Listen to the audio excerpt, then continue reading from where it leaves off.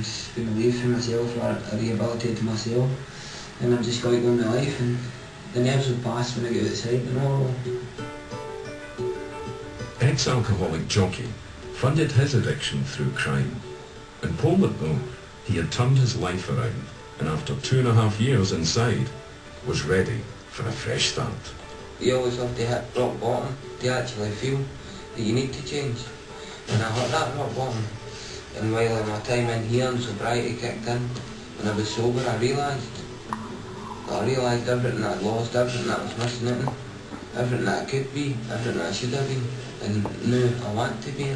First goal, all that I could do in here is just get fit and healthy, get my liver restored. The next goal's just to get and put my life the way I want it. And the only thing I can say to you is, believe me, I have changed. While I'm in here, but when I'm out there I can show you, and I will. A year ago, Jockey was released. Didn't want to look back to the place, to be honest, man. I hate the place, man. I'm never coming back, man. Never. Jockey had the support of his family to help him through his first days on the outside. His sister had high hopes. I think this time he will change. Because that's... all these years now, he's 21, so I should have realised that he can't do what he's done before.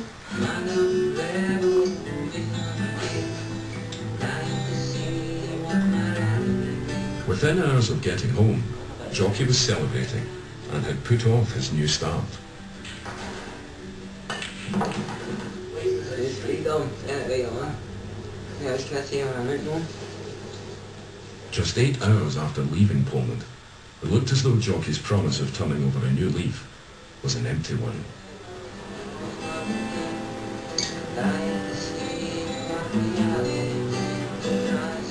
Later that day he was back with old friends, and already back to old ways. A year ago in Ayr, it looked as if Jockey would soon be back behind bars.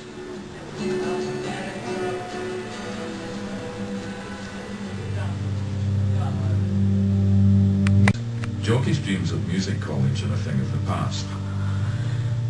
He lasted 2 months on the outside before he ended up in Kilmarnock jail.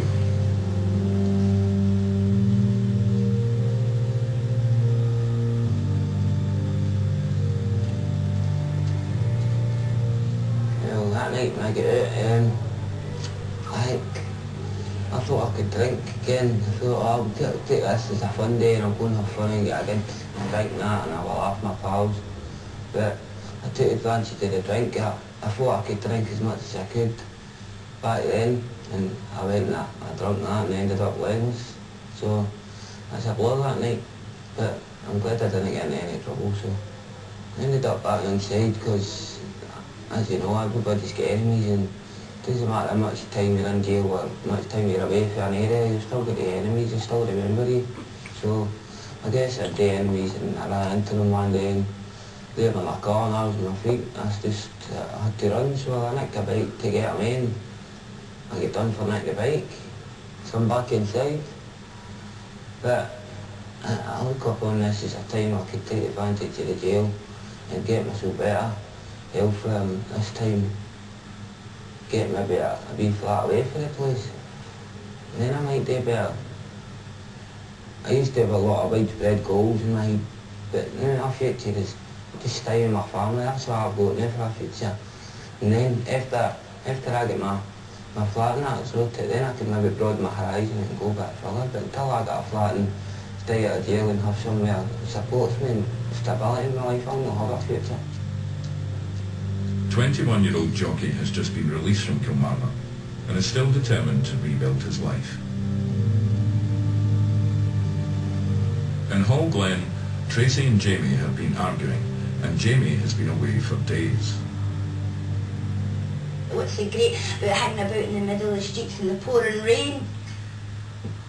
drinking, but I think that's what he misses, because that's been like 4 days. If he loved it, he cared for me and the kids, I thought he wouldn't have left it 4 days to come home.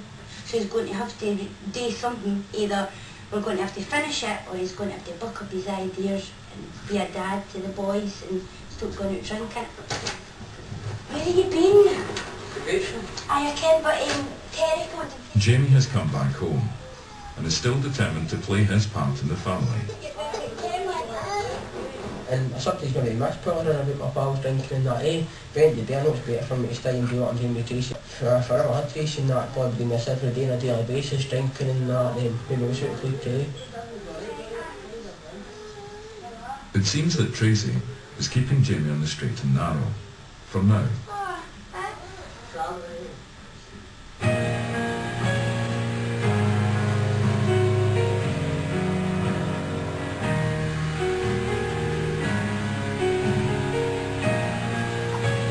In Saltcote, David Bunce no longer has to run from the police, but the future looks bleak.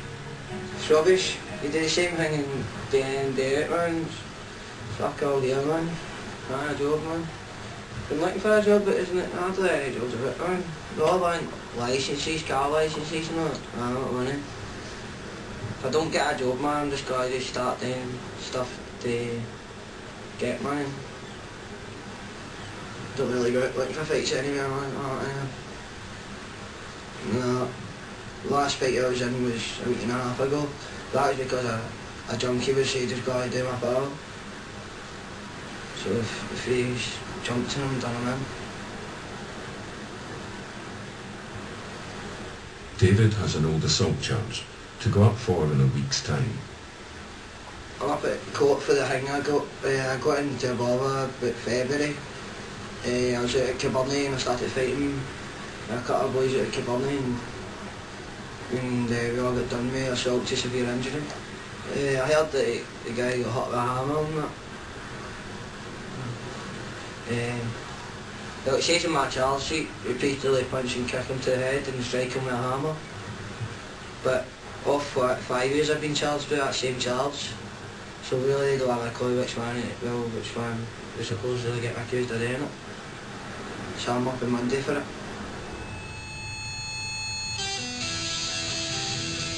After several weeks of arguments, Jamie and Tracy's relationship is on the rocks, and Jamie is back to his old ways. Well, what's actually happened is Jamie phones me this afternoon, three quarters of an hour before he was due to pick Brandon up, my oldest for nursery. He was drunk. And he told me he was drunk, and that's why I couldn't pick him up. So I had no money, and Jamie had the weekly bus ticket. Because I would have had to have walked back to Hall Glen with 2 kids, one in a buggy and one walking.